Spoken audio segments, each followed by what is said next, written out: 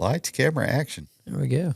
Welcome back to the studios of LEB TV. Our Brendan Willard podcast today brought to you by Larry's Lakeside Auto Repair at Osage Beach. Call 573-302-1810. Well, how'd the trip to Illinois go last weekend? It's all right. We found some speed early in the night, a couple nights really, and had a decent run Friday night. Should have probably made it out of the heat race, but we didn't. But run second in the B to Frankie, and then in the feature we were behind Shirley. And I don't know. I watched the video the other day, and I still haven't figured out. Like they had it on the replay on the Flow broadcast, and I don't really know who checked up or what in the heck happened. But Shirley got spun out, and I was literally underneath him, and we were both running the tires and. So we both went around and got to go to the back and just couldn't really go forward at that point. And then they threw a yellow flag, and it was twin 25s, which is kind of a cool format. It's unique. I wasn't sure if I was going to like it, love it, hate it, whatever. So they inverted the top 10 and then went back green. And, I mean, we had like 4 parade laps. That was it. They just kept digging. And we definitely made the wrong tire choice, and I kind of felt that going away. We went with a soft tire. I'd been pretty good on tires all year, and I didn't feel like I felt like in the B, the moisture is coming up in the racetrack anyway. So I was like, I think we can make this work, and then it just didn't. Just wasn't the right tire choice for sure. So we pulled off about halfway through the second feature just to try to save our stuff. And then Saturday night was an adventure for everybody, but the cushion was pretty sketchy in qualifying, and we timed him 7th. It was really sketchy in our heat race, and you had to be careful how you hit it, and you hit it wrong, you'd go up over it, and it was a mess. But we made it through there and run 3rd in the heat.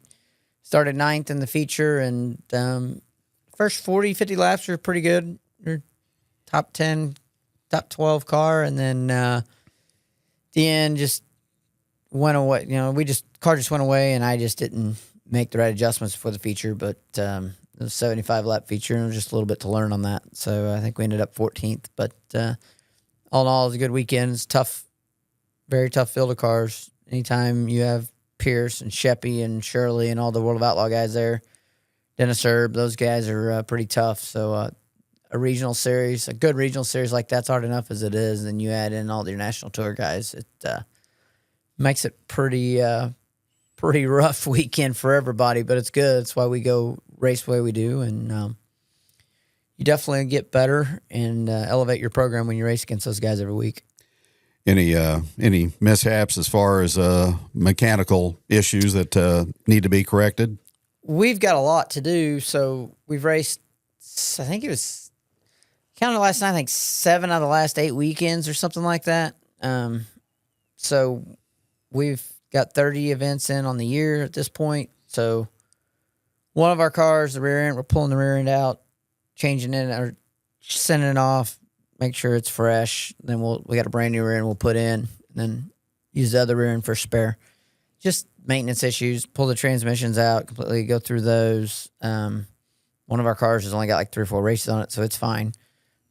This other car's got several nights on it, so we'll go through it and just little things, change all the Heim joints out, change everything on it in the next couple weeks, and regroup and basically rebuild that car where it's a brand new race car, and do what you would do for like a wintertime program, and then get everything back out. Our motor needs valve springs, and it's every 600 laps, they need valve springs on them. So we'll get that done and be ready to go here in a couple weeks. We head to Springfield Raceway. So nice to have a couple weeks to regroup. It's just like your hauler, like your trailer needs restocked. So I'll have to take everything out of the trailer, clean it up, restock it, and get ready to go. June, July is pretty open. We race a couple times a month. June, we don't really hardly race at all, but July we race just a couple weekends, and then August we hit it hard again. So in September, that final 3 month stretch will be just like what we just come off of. So I think we got about 1 weekend off a month in those stretches. So we'll be needing to get everything lined up, ready to go, and have all of our ducks in a row and ready for the final stretch here. So get everything rebuilt and go test a couple nights and get ready to go. If I read the Mars schedule right, I think the next event is Farmer City on the 18th of July. Yeah, so Mars takes off for Summer Nationals. So a lot of these guys run the whole Summer Nationals tour, which I tell everybody I'm going to do that one day before I quit, but it's 28 races in 30 days. It's called the Hell Tour for a reason. So that starts next week. So the Dream is this week. A lot of people are at Eldora for the Dream. And then it starts, I think, the Tuesday after the Dream. Tuesday, Wednesday after the Dream. And this runs, like I said, you just have a couple off days is all you have for 32 days. 28 races in 32 days this year, I think. So it's one off day, basically a week. So it comes through Springfield. We'll go to that race and might hit up a couple more. But pretty cool little deal through Iowa, Illinois, Missouri. It's, a lot of the tracks around the area, and you race. If you're running that deal, you race 6 nights a week and race, drive a couple hours, race again, drive, and it's a grind for sure. But it'll teach you a lot. It'll help your racing out a whole lot. And so with our work schedule, it's kind of hard to obviously take off for that long. So we've never done it, but we'll probably pick a couple of them up here and there just to stay fresh. And then we'll go to the Diamond Nationals in Wheatland the weekend before Mars goes back to, I think it's Farmer City, Peevely, and Quincy. So 3-day weekend, right back into it then. So good time to regroup. And it just takes so much time. A lot of people don't realize, it takes 40 hours a minimum per car, really, to get your car turned around and ready to go. Like a wash day, Mondays are wash day in the shop, so our guys wash, and literally they will spend all day washing. Time they get done washing the car, then you got to wash the pit box, the crash cart, and clean all the rugs out of the trailer, and then the trailer's got to be vacuumed and then the truck and trailer got to be washed. The inside of the truck's got to be clean.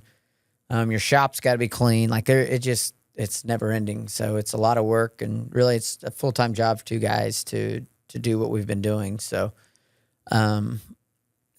give everybody a little bit of time to regroup and get everything reset, clean the shop up, and looks like we've been racing for 6 months straight, and we have. So, but it'll be good to get everything ready to go, and we'll be after about a weekend off. Everybody's ready to go back at it again and wonder to know what we're doing sitting home. So, we'll be ready soon.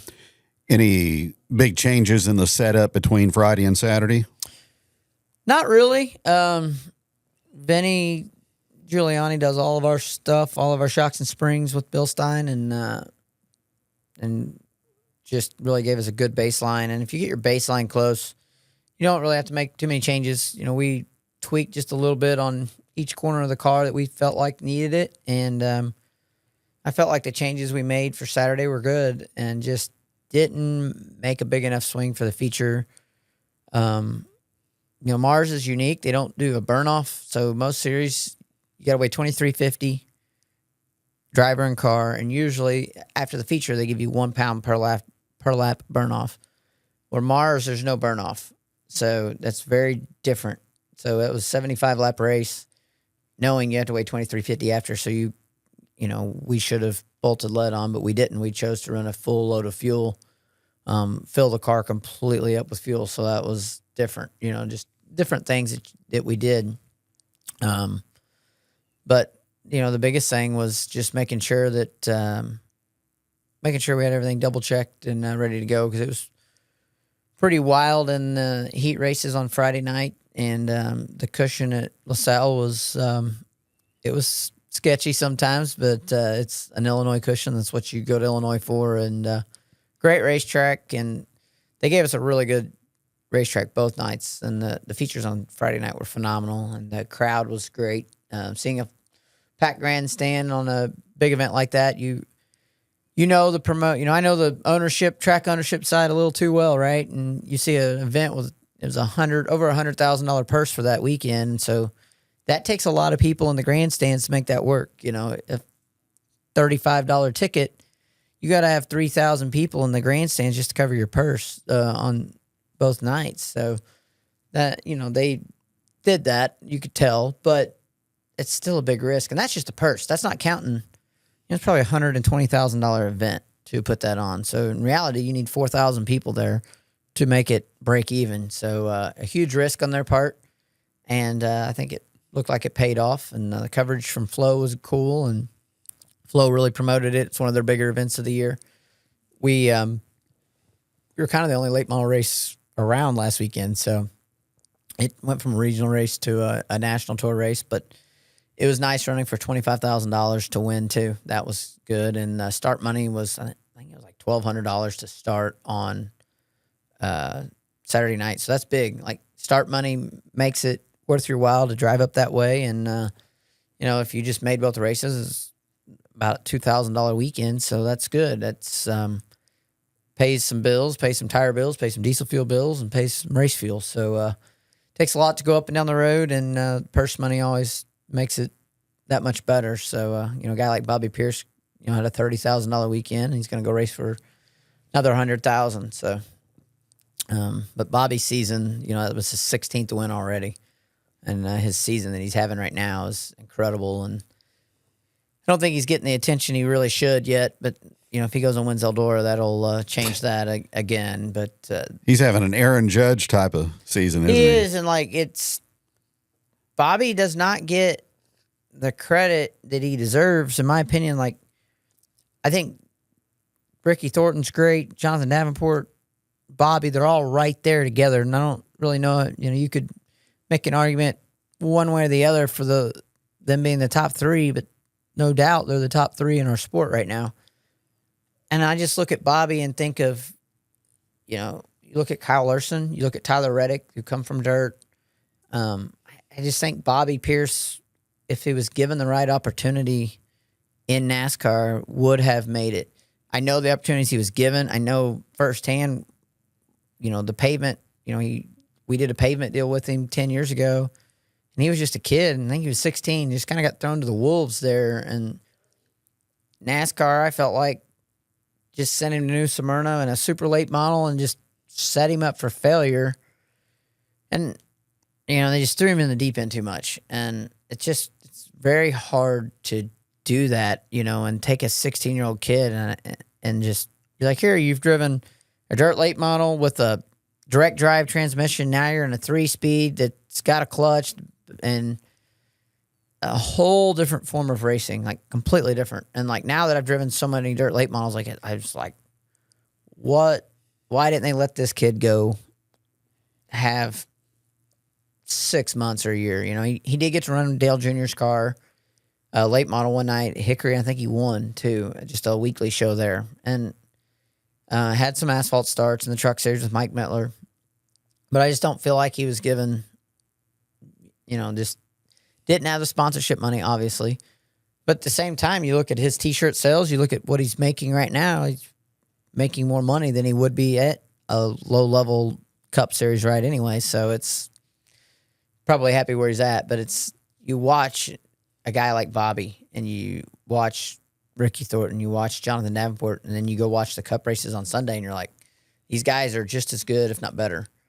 And, they said, Dale Earnhardt always said there's thousands of race car drivers. Kenny Wallace says that all the time. There's thousands of race car drivers each Saturday night that have just as much talent as what you see on Sundays. They just never got a chance. And you see that, but it's just, it would be a big void in dirt late model racing if Bobby Pierce was gone, because he's got Scott Bloomquist type draw of people love him or hate him. Like, cracks me up the amount of boos and cheers he gets, but and they do. They love him or hate him, and he's smart enough to capitalize on the T-shirt sales on both of them, and which is the bread and butter of our sport for those guys. And but it's cool to watch him, to race against him. Watch, you watch his lines and hot laps or qualifying. If you're not in his group, or if you're we were in his heat race Saturday night, just you kind of try to run the line that he's running or see what he's doing because it's working for him, but it may not work for you. And it's just there's a lot of talent in our sport, and it's pretty cool to see a young guy like that doing what he's doing. So,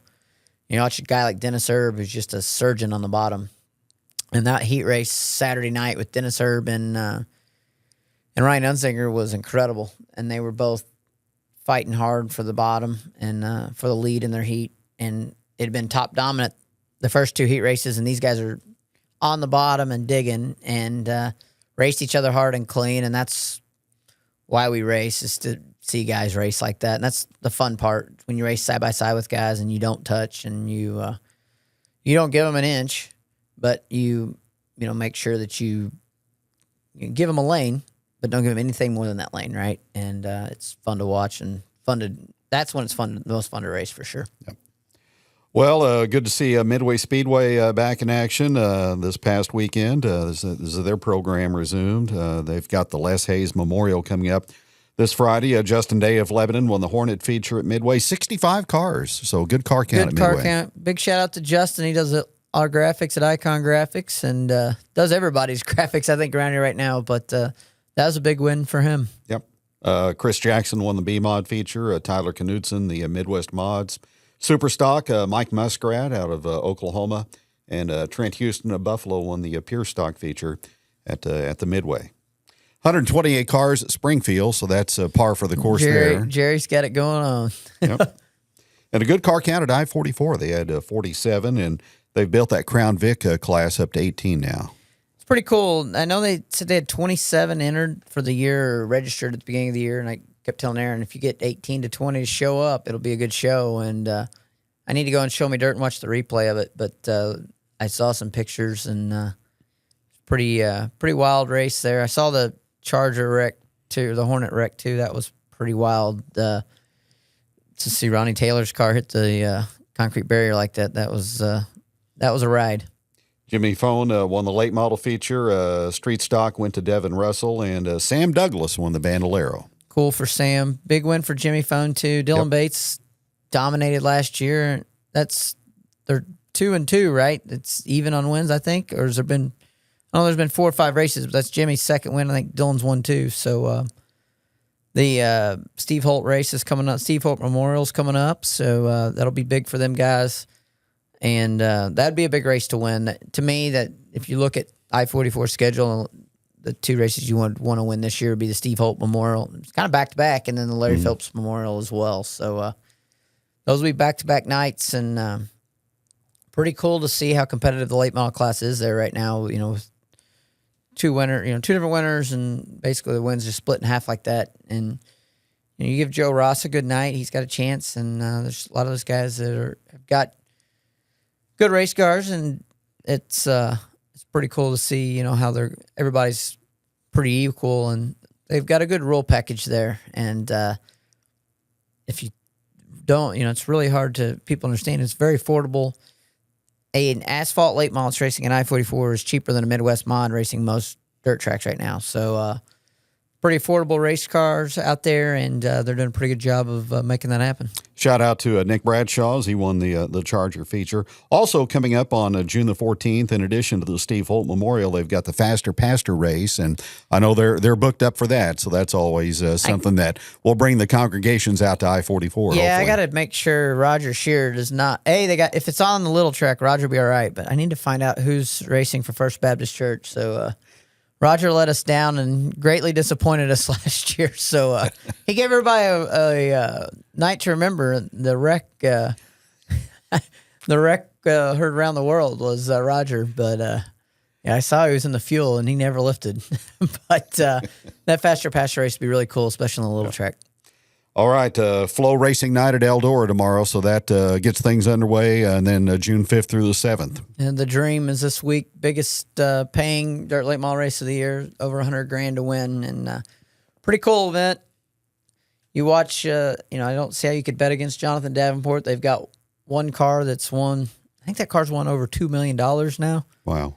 That one car, and they run it just at Eldora, and they got it out and ready to go, and it's there. So that car's ready to go. And of course, when the race pays that much money, you can, if you have a car that works somewhere, don't change it. But Bobby won the World 100 last year, so be interesting to see who does what. And Ricky Thornton has been hitting his stride too, and Hudson O'Neal. The hiring of Jason Durham has changed that whole program around. So I don't really think you have a favorite in that. So we'll be hanging out and watching that on Saturday night for sure. No doubt. All right. Good show today, and enjoy time off, get things recalibrated, and get back to work. We'll see you next week. All right. That'll do it for today's show, brought to you by Larry's Lakeside Auto Repair at Osage Beach. Give them a call at 573-302-1810. For Brennan, I'm Kevin. Our show from the LEB TV studio, and we'll be back again to talk to you next week.